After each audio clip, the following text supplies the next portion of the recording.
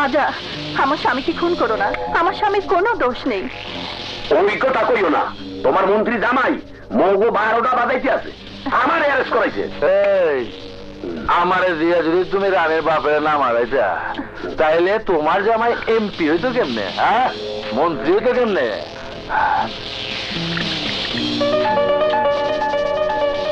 আমি অস্বীকার করছি না, তোমাকে আমি অনেক টাকা দিয়েছি, আরো দেব।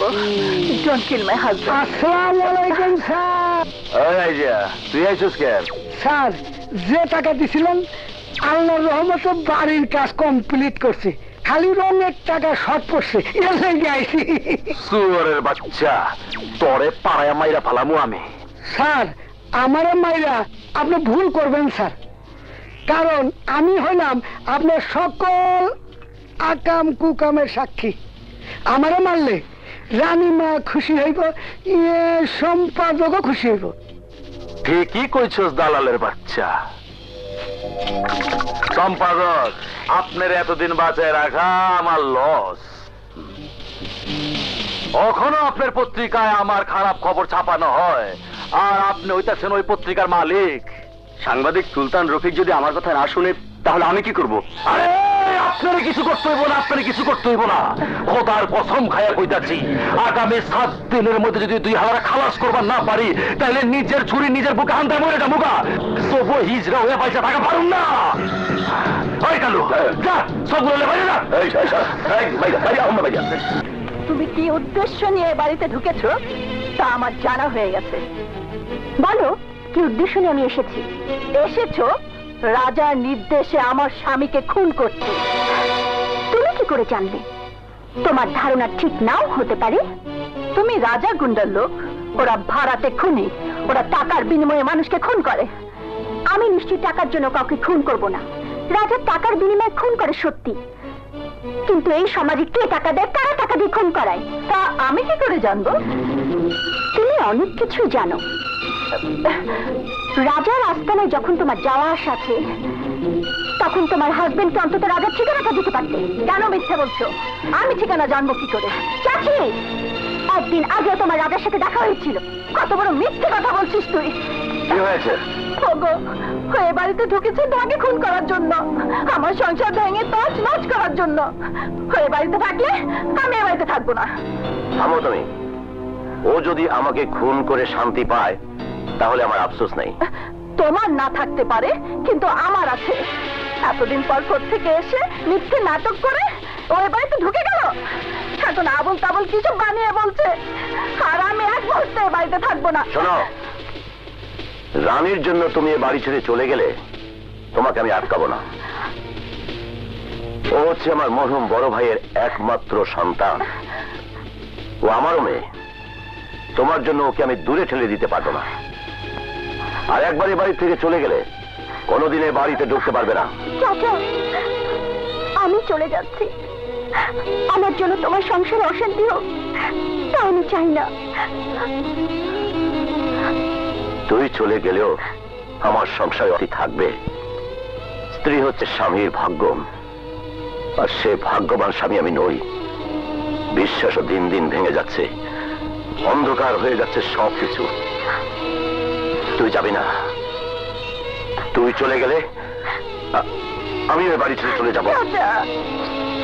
মারে, তুই তুই এখানেই থাকবি। আমার লোকে গাদ্দারি করে কেউ বাঁচতে পারবো না, কেউ না। কে আবার তোমার সাথে গাদ্দারি করলো? কেউ না। তোমার খবর কি? এত দেরি করলা কেন? এই সমস্ত কাজে একটু সময় লাগবেই। অনেক কষ্ট করে মন্ত্রী বাড়িতে ঢুকেছি, এখন শুধু মন্ত্রীর মৃত্যুর পালা।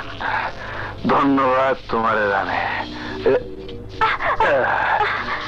যা কিছু করবা তাড়াতাড়ি করবা।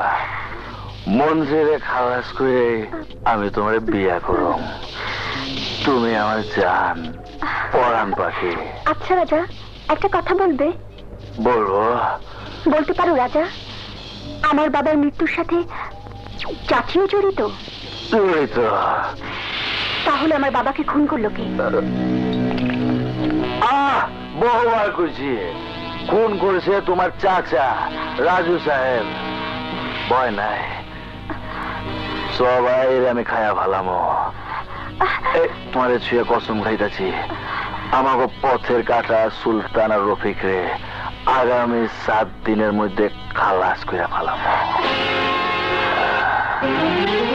কি বলছো তুমি? যা দেখেছি তাই বলছি। আমার চাচি, আমাদের পুরনো চাকর আজিজ আর তোমার পত্রিকার সম্পাদক ও রাজের সাথে দালালি করছে। আমি শিওর আমার বাবার হত্যা সম্পর্কে ওরা সবাই জানে। রাজা স্বীকার করেছে। তুমি যখন সবই জেনেছ তাহলে তো খুশির খবর। খুশির খবর না সুলতান, রাজা কসম দিয়ে বলেছে 7 দিনের মধ্যে তোমাকে রফিককে খুন করবে।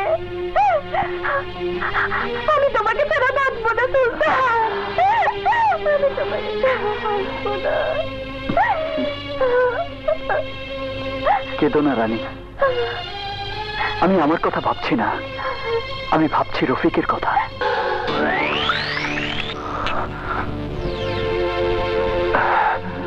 মুই তো আগেই কইছিলাম মাই মানুষের বিশ্বাস করিও না, পরে কষ্ট বাবা যেভাবে খাইতে আসো।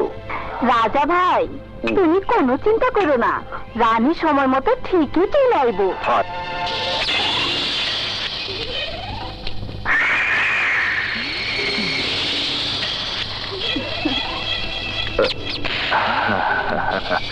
আজ আমি মহা খুশি, আমার রানী রাজ সিংহাসন দখল করে আইছে। তা রানী, মন্ত্রী আর ওর লোকজন কি বুঝবার পারে নাই তুমি গুপ্তচরে ঢুকছো? পারিনি, কারণ তোমার বদনাম করে আমি ওই বাড়িতে স্থান পেয়েছি। রানী, সময় কিন্তু খুব কম পাইবা, মানে টাইম নাই। যত তাড়াতাড়ি মন্ত্রীরে খাওয়ান যায় তত তাড়াতাড়ি আমরা পাইচা যামুগা। আরে আরে রানী, তোমার মন খারাপ কে? তোমার মন খারাপ দেখলে আমি কষ্ট পাই।